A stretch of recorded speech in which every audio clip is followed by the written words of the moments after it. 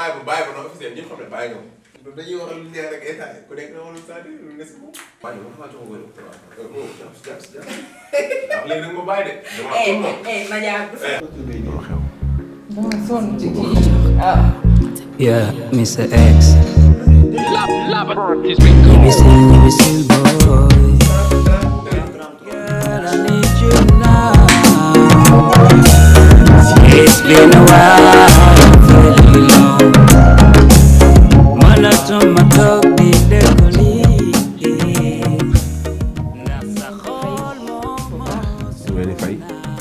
ñu ngi leen di bàyyi ngeen présenté wu.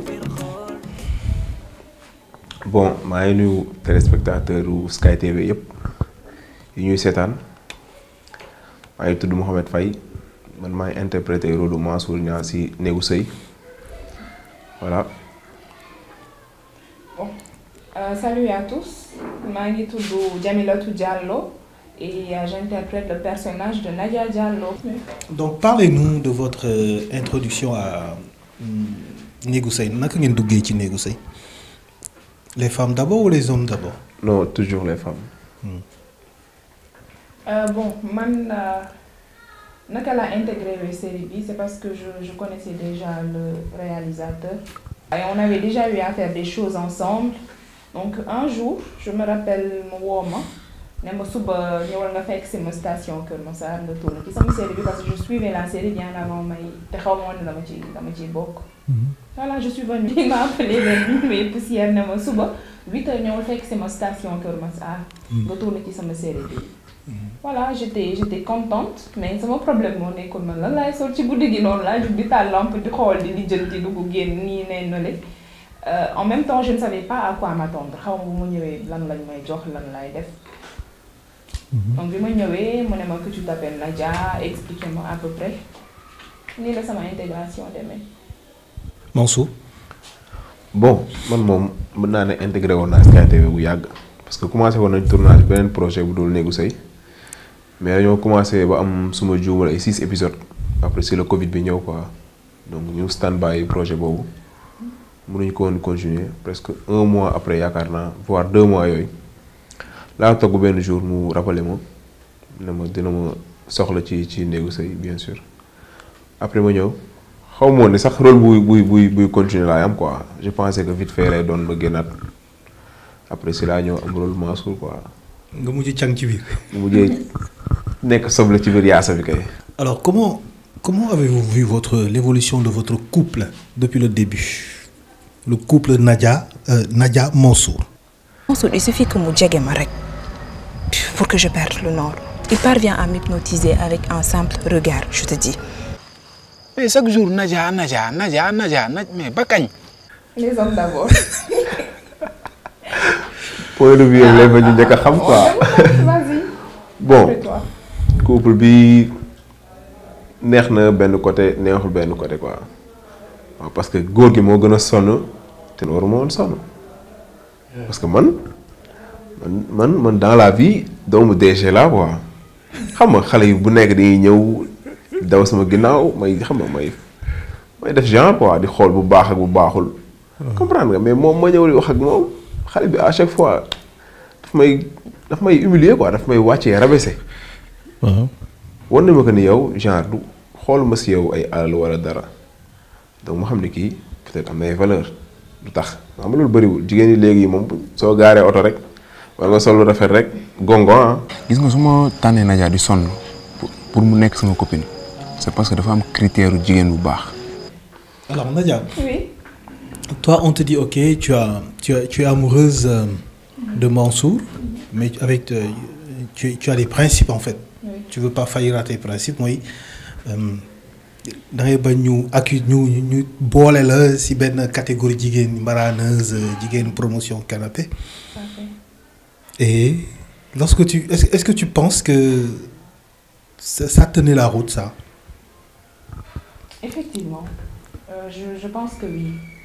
Déjà que Nadia dafa ñëw ci entreprise bi déjà elle était venue pour faire un stage. yàggul dara après ñu nommé ko assistante.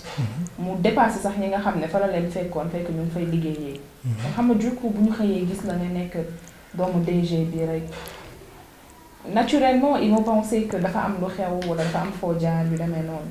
man je te calcule même pas. Mansour yaa ngi dégg li ngay wax tu ne me considères pas. bëgguma ko woon waxee noonu mais dama bëgg nga xam ne c'est pas à cause de toi moo tax que je suis en colère. et bu weesoo loolu tamit dafa am leneen lu laa ko woon ci ginnaaw c'est-à-dire que Nadia elle avait vécu une déception amoureuse autant. mu compliqué woon metti woon trop ci moom. et la première fois bi mu gisee Mansour la flèche de Cupidon ne l'a pas loupé daf ko gis rek bëgg ko donc elle s'est dit si elle ne fait pas attention dafa nar a dund lu gën a metti que li mu dundoon. donc noonu la doon demee certes mu ngi ko doon humilier entre guillemets mais elle avait ses raisons bi mu demee dem nag ba xam ne ça ne tient pas la route voilà mënatul dem ak raison kese xol baa ngi fi après dem na moom sax ci boppam moo woo Mansour waxtaan ak moom nangu nekk ak moom finalement. Est-ce que tu conseillerais à une fille oui. dans la même situation que celle dans laquelle tu es de refuser Oui. d'aller jusqu'au bout de son refus? Non, pas du tout. Parce que nit boo bëggee dara mu jaral la je pense que mën nga dem directement mën nga nangu bañ a xalaat le qu'en dira-t-on parce que quoi qu'on puisse dire nit loo mën ci def ñii dinañ nangu ñii bañ a nangu donc autant suivre ton cœur nga dem nekk ak ki nga bëgg. Nadia c'est un personnage dañ naan ma defal li waxal li nii lañ ko bëggee parfois da ngay jouer sax mais à contre-cœur mais Jamila du mel ni par exemple non bul dem parce que kii diw dina la wax lii diw dina la lii nii non quand tu aimes vas-y. À quel moment tu as senti que scénario bi tu y vas à contre-cœur parce que bu doon yow doo réagir noonu. Quelle séquence ou quelle partie de l'histoire?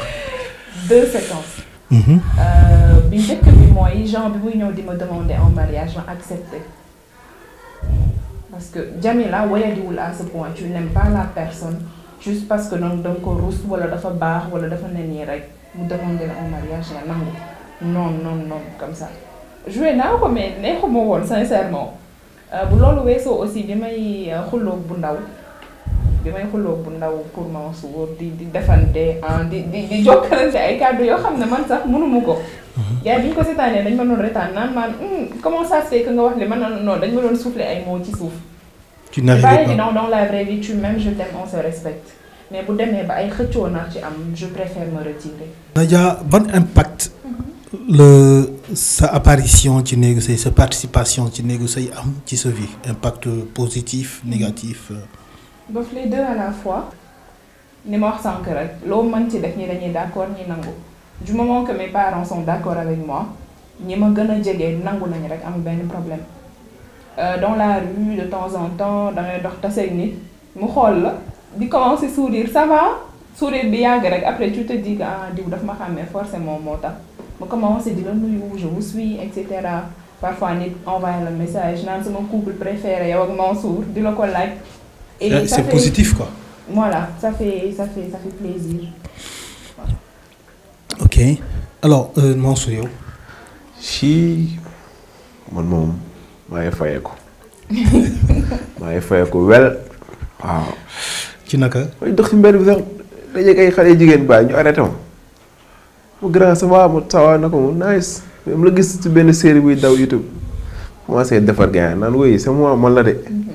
donc côté boobu noonu maa ngi ci fayeeku quoi di moo maa ngi daje gars yi ñu may intercepté di ma taxawloo di wax ak man. bon blague à part loolu genre damay fier quoi damay xam ne que li may def nii nekkul lu bon. parce que parfois daje naa benn jour benn femme nekkul sax xale minimum war na may 35 ans jëm kaw ibaadu la quoi mu ne ma ça va ma ne ça va ma taxaw pour man day laajte fenn mu ne ma dama leen di suivre néegu sëy quoi après loolu bu mu demee daf ma xaw a marqué quoi. parce que mën nga jóge fii dem ba fële kenn du la intercepté donc nit su la woowee c'est parce que kooku noonu wàccee na boppam mënoon na ne gars yi di génn si ay yi série yi moom dañuy fuuy wala genre yooyu noonu quoi. à part loolu sama famille amuñu problème boobu parce que c'est pas la première fois ma feeñ ci affaire yi donc nekkuma ci novice quoi maa ngi ci am tuuti expérience donc le fait may job ak Ousseynou aussi mu ngi apporter un plus quoi ci sama carrière quoi waaw ñaan naa yàlla nag xam nga affaire yi da ba gën a. Toi tu es dans le mannequinat. waaw maa ngi ci milieu mode depuis 2016. mannequinat ak cinéma bi ban moo gën a compliqué. pas bu gën a neex wala naqari mais ban moo gën a compliqué en fait. non mannequinat moo gën a compliqué foofu. Pourquoi. bon parce que li mu laaj dafa bëri quoi mannequinat dafa nekk métier boo xamante ni dafa sensible quoi bëri ay détails soo su nekkee góor comme jigéen ñi da ngay gis ñu la yenn booy pour ñu dem défilé yenn défilé yi wala ñu def publicité yi promotion canapé comme ni ñu koy waxee ci casting yi rek yenn góor yi aussi dañu leen di traité borom ñaari tur yi te côté mannequinat la ëppee ko si cinématographie bi. donc aspect boobu noonu moo nekk loo xamante ni soo gëmul sa bopp rek xam nga mooy loolu quoi di nga dégg lu nekk nag nekk na milieu boo xamante ni tamit dafa métti parce que gars yi mën nañ la gis ngay solal ay marques yu mag nga sol lu nekk photo yi ñuy gis rek ñu foog ne que sawaay mi instant bi ñaaxul dara fekk xolal waaye yow des fois day dëgër këcc day cóol quoi. ok cinéma moom boo ci fayee ko moom waaw. Nadia yow cinéma bi ci duggee. tu sors directement de l'école rek commencer jouer. Non, j'ai commencé à jouer avant de sortir de l'école. parce ok que bi may commencé ci néegu sëy. je pense que ci épisode 6 laa njëkk a feeñ. waaw yaa ngi doon préparer mémoire je crois. effectivement maa ngi doon waaj soutenance dañoo suspendroon sax déjà yëpp cours yeeg et tout ce qui va avec ndax Covid bi donc juin laa commencé ci néegu sëy et le 22 août laa soutenir sama licence en marketing et intelligence d'affaires. waaw alors comment tu trouves comment yéen ñaar yëpp ngeen trouver le milieu cinématographique aujourd'hui d'un côté da ngay seetaan da ngay documenté wu di xam di yéen a ngi dégg lii xew vous avez peur ou vous avez confiance en l'avenir. ñu ngi ciy xalaat. lu kawe suñu njort quoi. pour dire vrai man moom du ma nekk ci loo xamante ni dama siy douté wu man ci lu ma am doute rek damay bàyyi dem xoole leneen. comme ni mu ko waxee rek nous avons espoir parce que gis nañ ne que léegi Sénégal comme ni Nigéria meloon autant Ghana et tout ça on voit que le Sénégal s'est positionné ci côté cinéma la preuve waa Côte d'Ivoire ak Guinée ak Mali fépp dañuy seetaan léegi les produits sénégalais donc am nañ ci yaakaar bu baax. ok mais surtout comme on dit il y a la concurrence ñu bari ci bëgg a dugg gars yi maintenant da ngay gis ay casting yoo xam ne benn tête expérimentée comme ni ñuy waxee nga ciy fekk y a de nouvelles têtes de nouvelles voilà est-ce que vous pensez que est-ce que titre mu xat wala titre mu jafe percé. bon affaire yi moom saa si domaine boo mën dem ci àdduna bi. amul benn domaine booy dem mu fluide nga ñëw rek jàll. boo demee tey Europe di nga fa fekk 10 000 Sénégalais yu bëgg a signer pro. 50 000 Ivoiriens Ghanéens yu noonu. te pourtant ñi si war a tedd ñu ngi tedd. donc boo jàppee ne soo si nekkee day xat rek xaamu xool leneen sa waay doo gaaw a àgg. faaw nga bokk ci buuxante bi xam nga wane sa bopp suñu borom parfois ñiy buuxante noonu di xëcc affaire yi muy bañ a ñëw.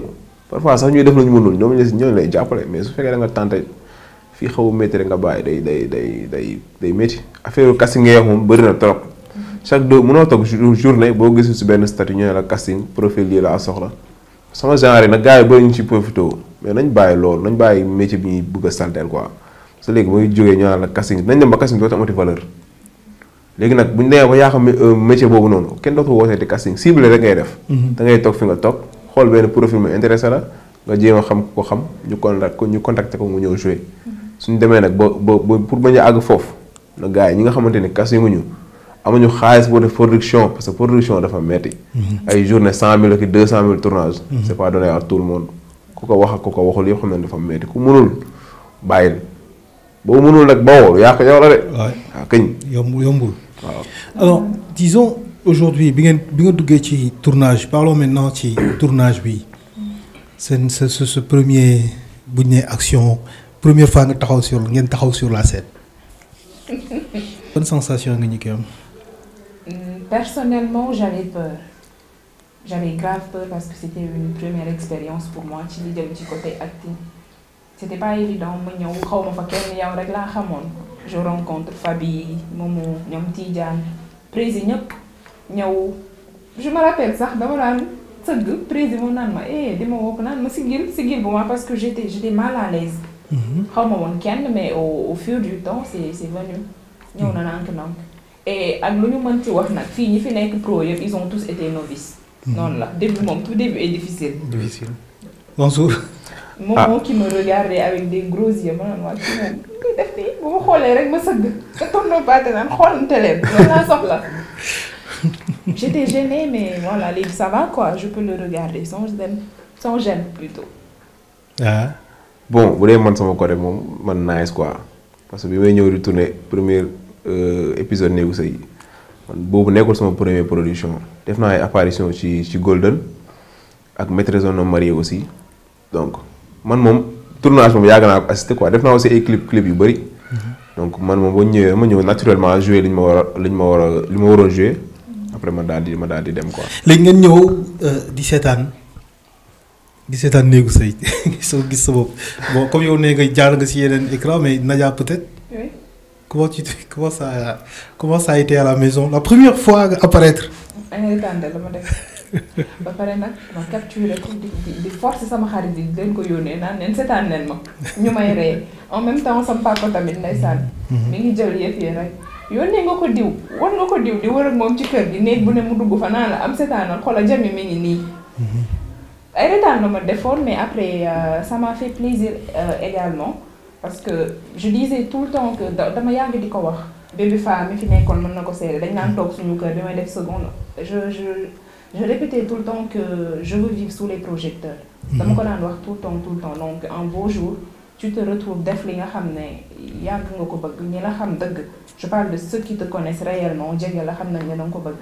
alors donc ngeen di tourner ngeen commencé feeñ gars yi di ko commencé gis comment vous avez trouvé le tournage naka lan ngeen gis ci biir tournage bi lan ngeen ci dund comme expérience enrichissante.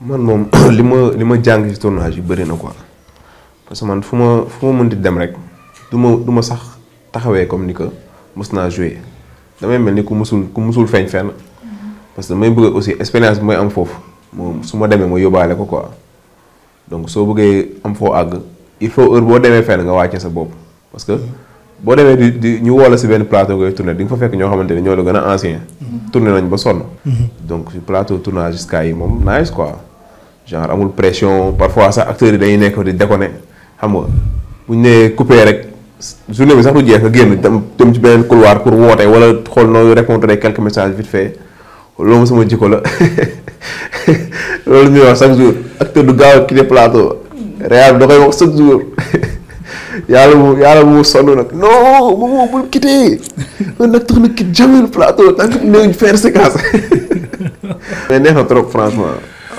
Man tamit j'ai appris beaucoup de choses. C'est grâce à toi je t'en remercie davantage.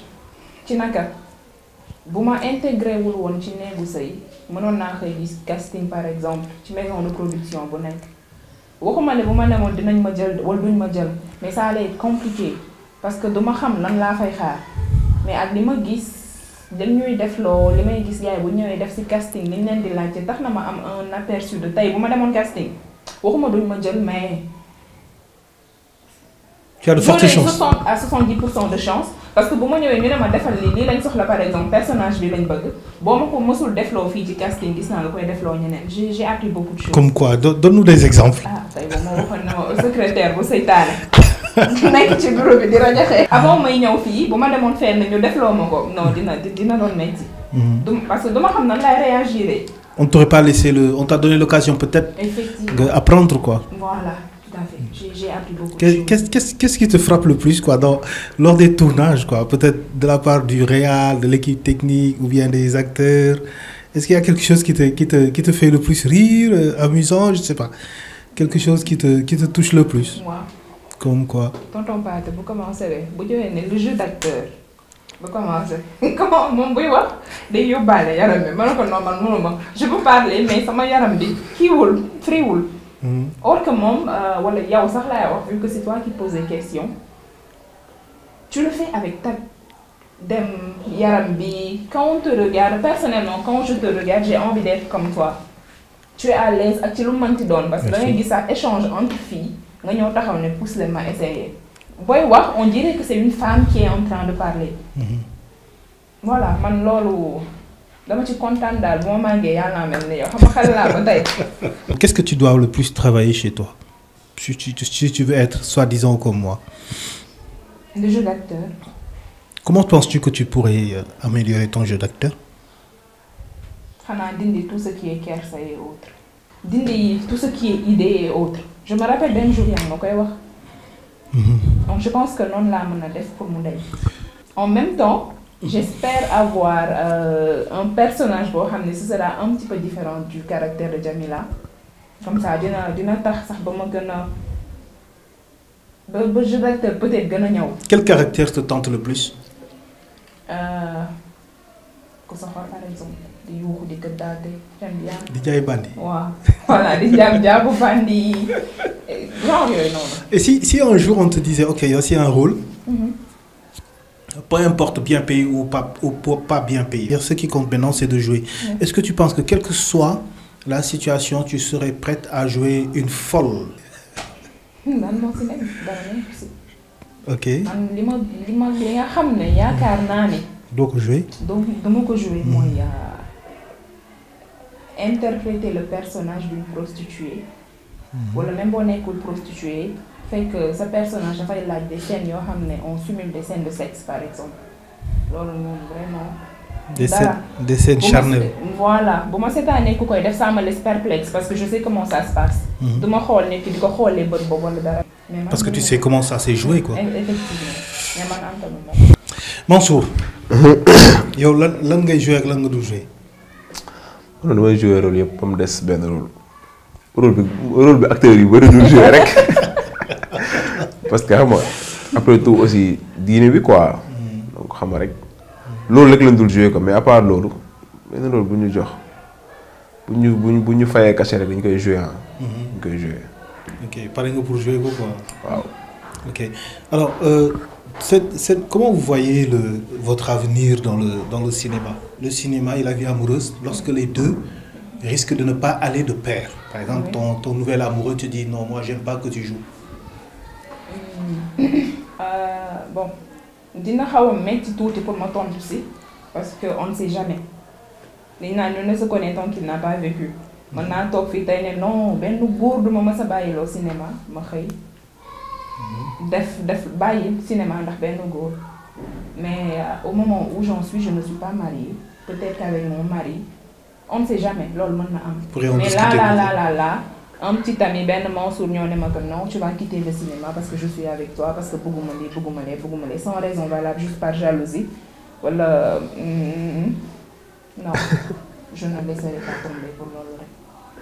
donc daal ki lay xalaatloo wala ki lay bàyyiloo daal mooy. jàkk ja. j'ai bien dit peut-être. alxayri peut-être il y en a qui ne sont pas compliqués. On en voit des femmes mariées qui jouent toujours c'est le cas de Yandé de la série Mœurs. ok tamit war naa mën a am chance boobu. Mansour. ah non. boo mu bëggee takk daal moom man bëgguma yooyu. sama futur jabar bien sûr am naa yaakaar du ko bañ est-ce que sax du may dem tournage ko tey est-ce que doo ma déposer tournage pour mu am confiance tuuti quoi. parce que quand même c'est un dilemme dans lequel maintenant devant lequel beaucoup de personnes sont quoi. non c'est que regard bi ñu am ci cinéma la regard bi ñu am ci cinéma la à chaque fois certains de mes profs c'est le cas de monsieur Camara il s'appelle Moussa Camara tout le temps daf may répéter da nga ci dem ak dignité sois patiente et digne. C'est ce qu'il me dit tout le temps. Donc je me dis que ñëpp du ma ne Sénégalais rek mais les gens d'une manière générale ils ont une mauvaise image du cinéma. surtout jigéen ñi si nekk or que fépp la li ñuy wax ci cinéma bi mi ngi ci bureau yi mi ngi ci entreprise yi li ñuy wax foofu ci entreprise yi mi ngi ci biir kër yi mi ngi fépp dans la rue un peu partout fépp la. il faudra juste avoir confiance à ta partenaire ou ton partenaire pour lépp mën a jàll ngeen nekk ci jàmm. Est-ce que vous êtes prêt à aller tourner sur d'autres productions? Bien sûr déjà parce que yow tu nous as fait confiance. parce que jàpp nañ ne bu baaxul woon. loolu fi téye ba heure bi kon rey nañu bu yàgg ko woon indemnité sànni ñu bu yàgg. voilà donc personnellement ça me tente. Voilà, donc vous avez quoi? Qu'est-ce que vous avez à dire comme on dit, aux nouveaux talents dans votre genre? Ils ont les mêmes ambitions que vous. Qu'est-ce que vous leur conseillez s'ils veulent peut-être percer? Patience avant tout quoi. nit ki lépp loo nekk genre bu la ci tendance dugal quoi bul gis gars yi ñu ngi joué damay dem joué gars yi ñu ngi football ngay demee football. bëgg football bu la taxee football te mënoo da ngay fanal sa bopp doo dugal doo paas. dëgg la waaw da ngay bàyyi ñu mën ñu def ku mënul da nga toog comme. bon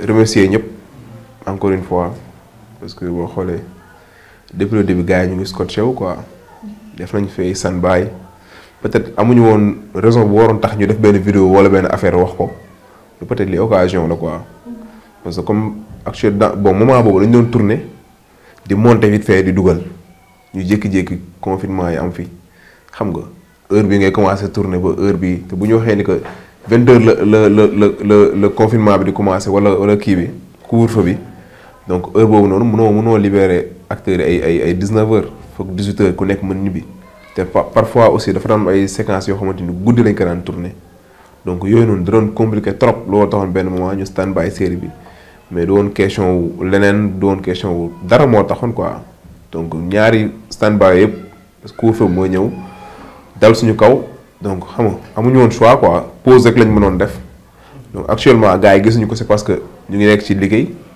donc ñu ngi wax gars yi nañ xaar quoi. ñu ngi préparer affaire yu nice incha allah donc néegu sëy moom waaw ça promet quoi ça promet ñu wax téléspectateur nañ gën a abonné wu ci chaîne bi donc li première expérience la woon ñu jël option wu ne dañ koy dawal chaîne YouTube bi ba chaîne bi gën a yéeg donc saison 2 moom jarul ñuy wax sax fi ñu ko war a yóbbu ak fi mu war a dem moom je pense que instant yoon bi leer na nañ quoi waaw remercier staff technique bi yëpp waaw booy xam ne naa surtout booy gérer lumière ak son bi ñaari booyee moom man wóolootuma leen dara instant bi mais bon yàlla nañu yàlla defal jàmm xam nga confinement bi nag Covid bi gaaw a dem quoi ñu nekkaat suñu activité mën a dem di doxiwaat defaat lépp lu ñu bëgg a def waaw di jaajëfal ñëpp.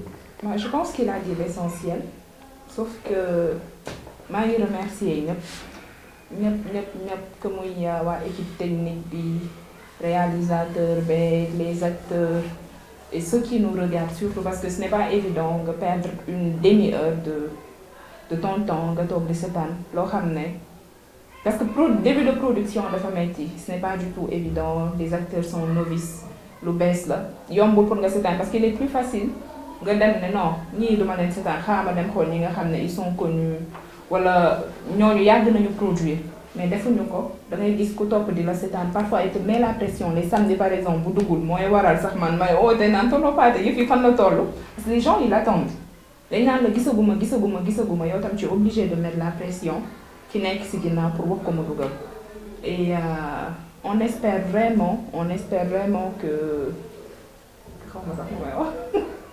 nga yemale ko fin. voilà nga fay ko fa. ce fut un plaisir ñu ngi gis commentaires yi on voit tout ñu ngi gis lépp.